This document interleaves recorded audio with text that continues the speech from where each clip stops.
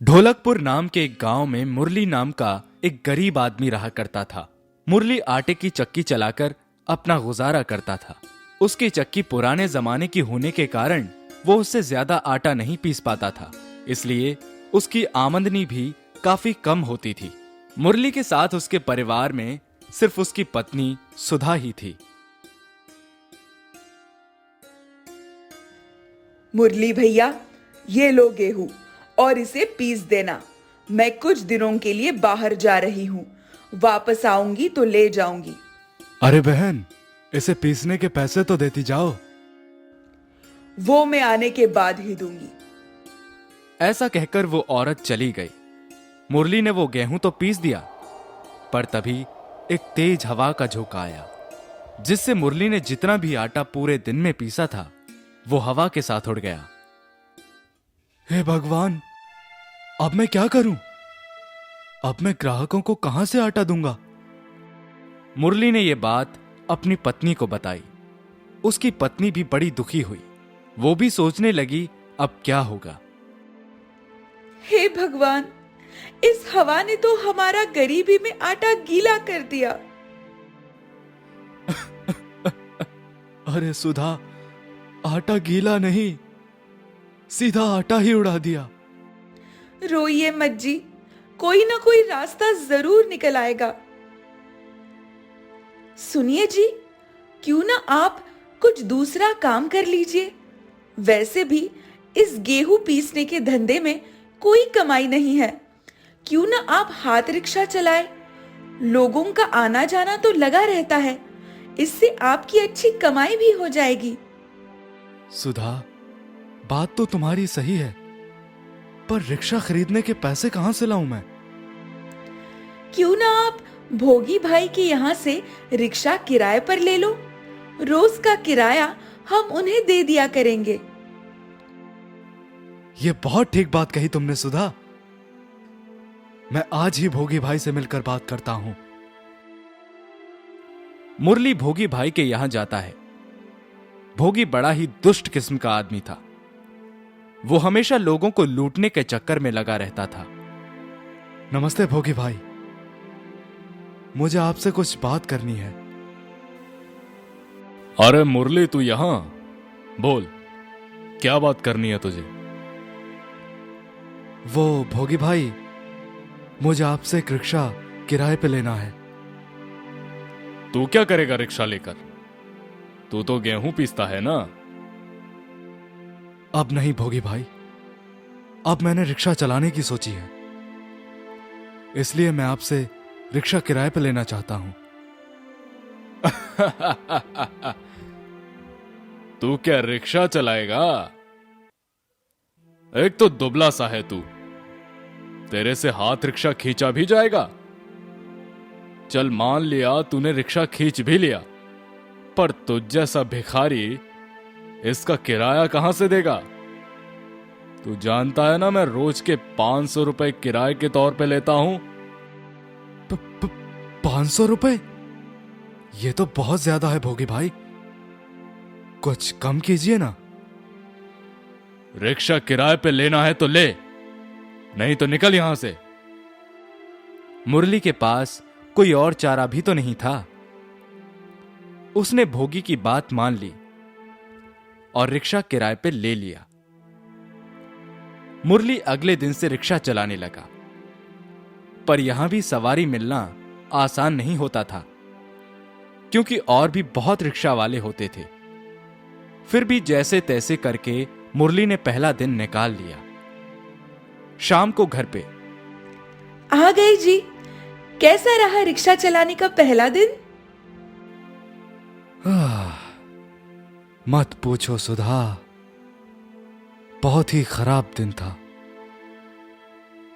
जैसे तैसे करके 600 रुपए कमाए थे, उसमें से 500 रुपए उस दुष्ट भोगी को देना पड़ा। अब सिर्फ ये 100 रुपए ही बचे हैं। इन्हीं 100 रुपए से आज का गुजारा करना होगा। निराश मत होइए, ईश्वर सब ठीक कर देंगे। देखिएगा, कल से आप और भी अच्छी कमाई करेंगे। अगले दिन सुबह फिर से मुरली रिक्शा चलाने जाता है और शाम को थक हार के घर वापस आता है। आज जरूर अच्छी कमाई हुई होगी आपकी। नहीं सुधा, आज तो सिर्फ 500 रुपए ही कमा पाया, वो भी उस भोगी को किराए में देने पड़े। अब कल के बचे हुए पैसे से ही आज का खर्चा चलाना होगा। और ये लो, एक शीशे का जार। कोई यात्री भूल गया था रिक्शे पे, इसे छुपा कर लाया हूं भोगी से, नहीं तो वो ये भी ले लेता। सुधा ने वो शीशे का जार लेकर रख दिया। अगले दिन मुरली की कमाई और भी कम हुई। वो बहुत ही निराश हो गया कि आज घर का खर्च कैसे चलेगा।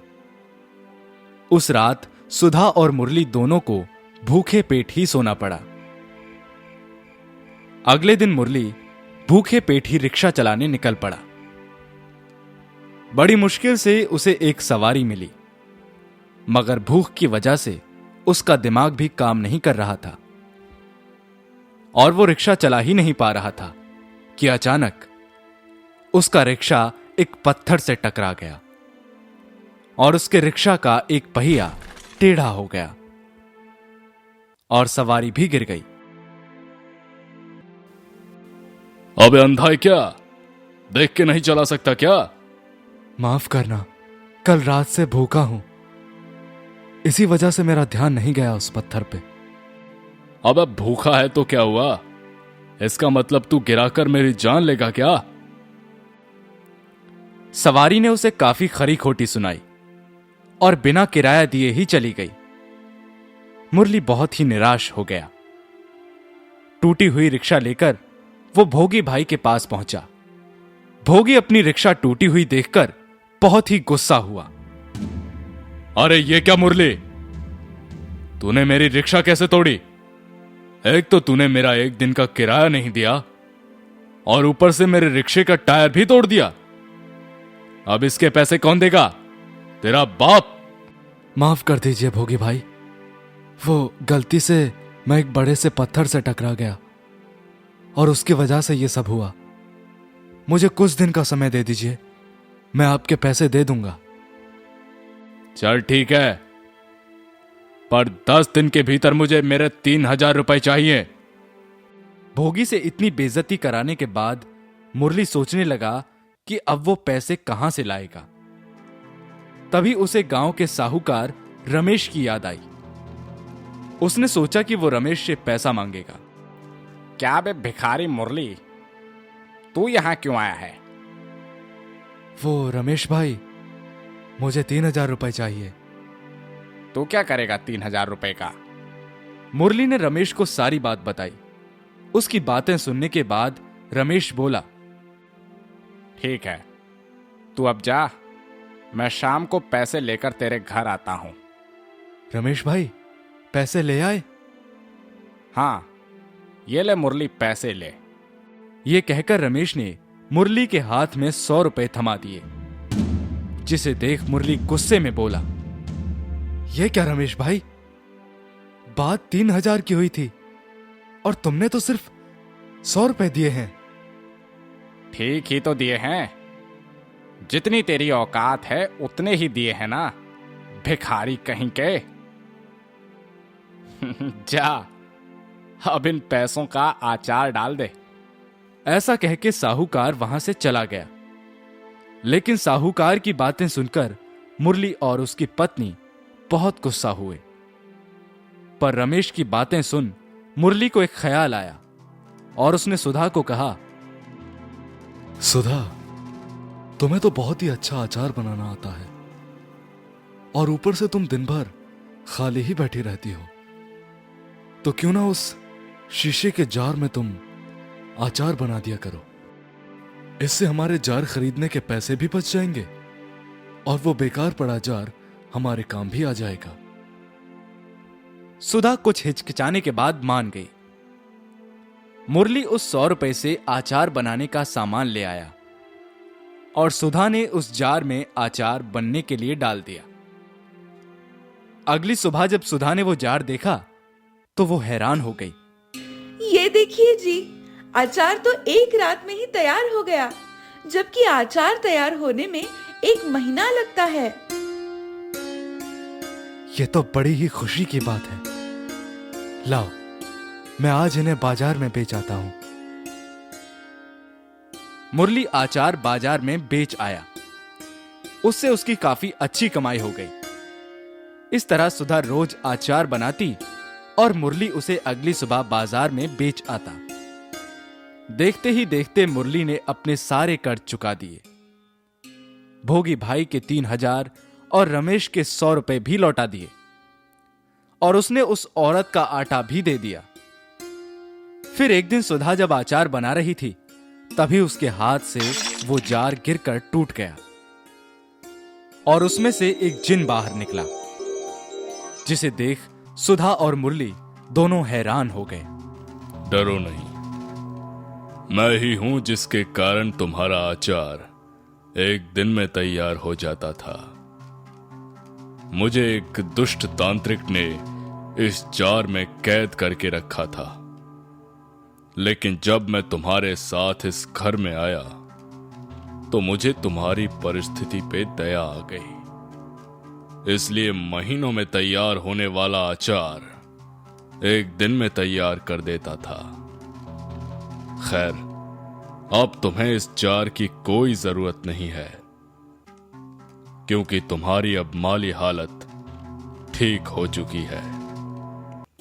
आपका बहुत बहुत शुक्रिया। आपकी वजह से ही हमारा आज सब कुछ ठीक है।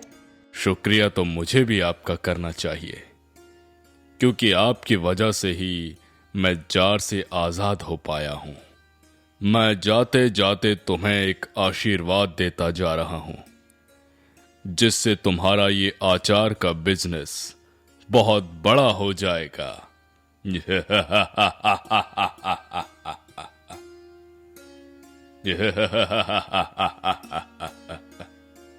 ऐसा कहकर वो जिन गायब हो गया और सुधा और मुरली का अच्छा खासा बिजनेस देखते ही देखते बहुत बड़ा हो गया और उन्होंने और भी लोगों को अपने बिजनेस में काम पे रख लिया और दोनों फिर से हंसी खुशी रहने लगे।